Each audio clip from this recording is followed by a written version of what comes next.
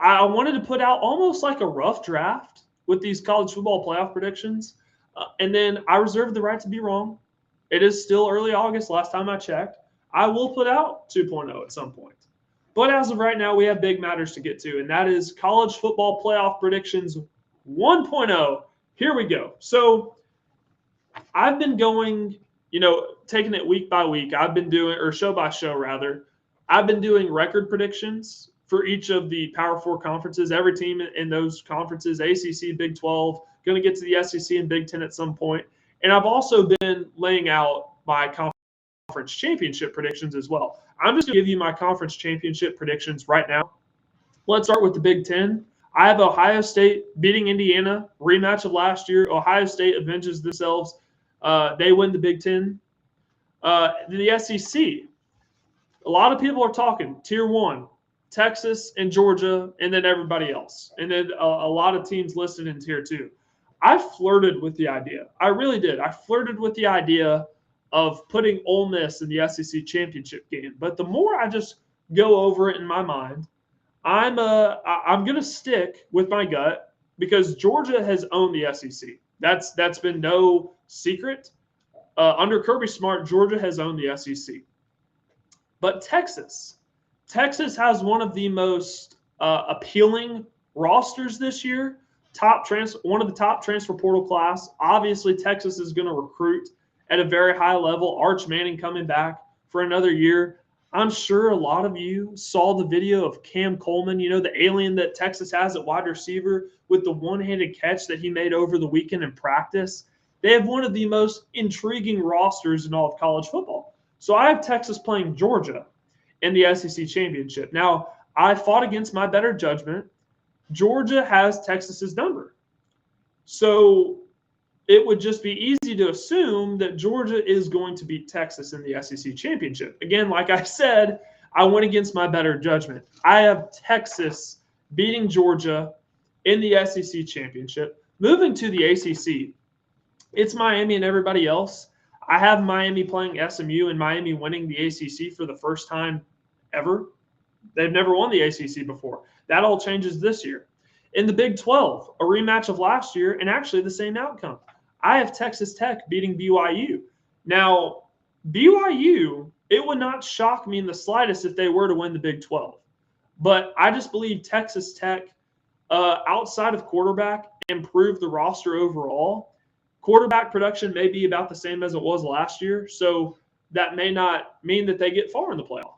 But I have them winning the Big 12. So with how the college football playoff format is this year, it's a little bit different. So your Power Four conference champs are all in automatically, but your highest ranked 4 teams are going to get the bye. So it's not going to be like it was 2 years ago where your Big 12 champ gets a bye. Now that could happen, but if let's say Texas Tech does win and they're ranked 7th, they're not getting a first round bye.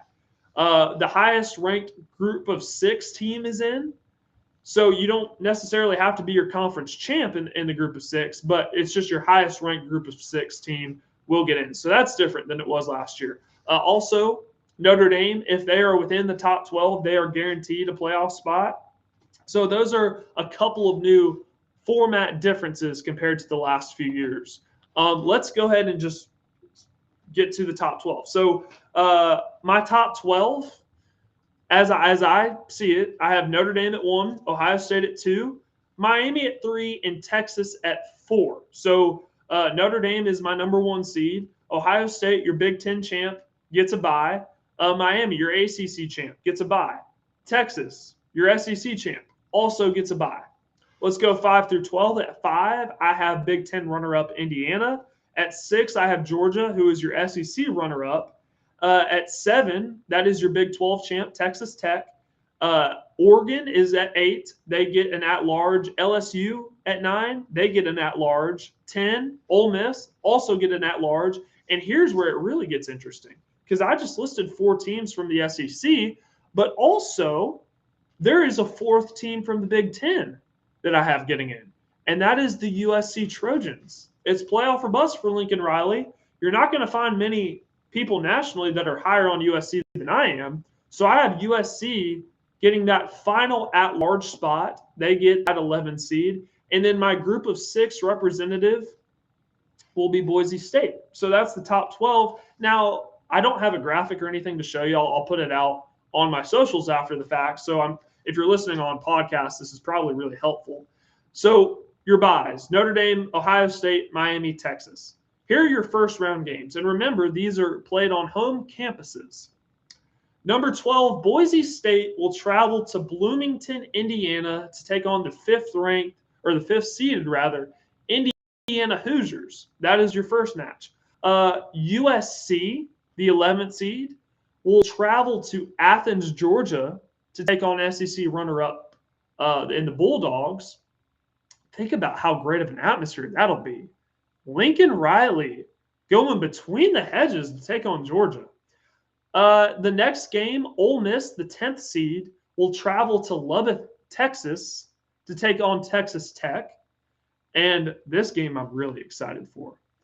I have number 9 seed LSU traveling out west to Eugene to take on the Oregon Ducks. So those are your first round games.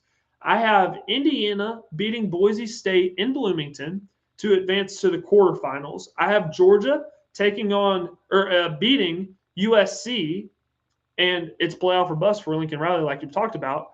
If they make the playoffs in this scenario, I think Lincoln Riley is safe and he will not be fired. I have Ole Miss taking down Texas Tech in Lubbock to advance to the quarterfinals for a second straight year. And then I have the Oregon Ducks beating Lane Kiffin and LSU that to conclude your first round games. So how that'll look in the quarterfinals, you'll have Indiana going to Austin to take on Texas. Wait, no, that's not right. Because unfortunately, the way the college football playoff is yet to figure this out. The fans are clamoring for another round of home games in the quarterfinal round, but yet the college football playoff they're so slow to recognizing what the fans want. So no, Indiana will not be traveling to Texas, unfortunately.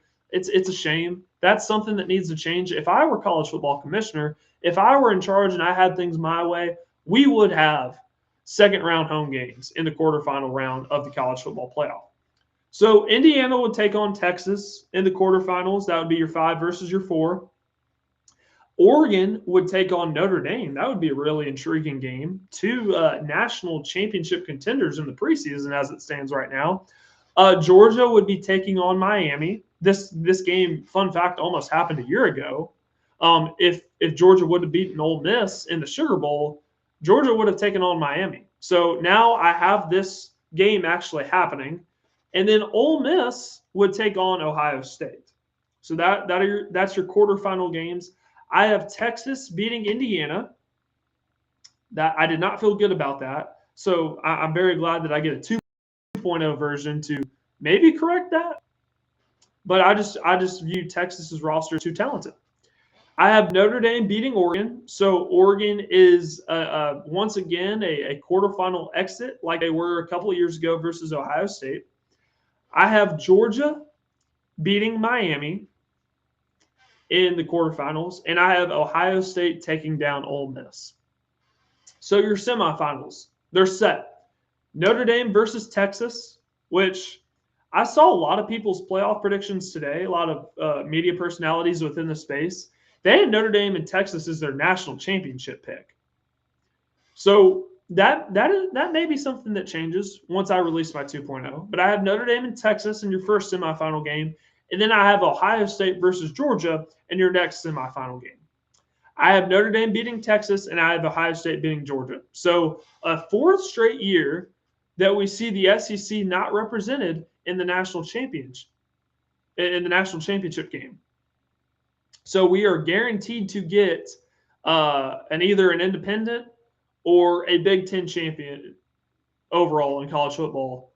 And if Ohio State were to win, that would be the 4th straight year that a Big Ten team has won the national championship. Not this. I do not see it playing out that way. I have Notre Dame beating Ohio State in the national championship game Funny enough, this was the matchup that we got 2 years ago in the national championship game, in which Ohio State won.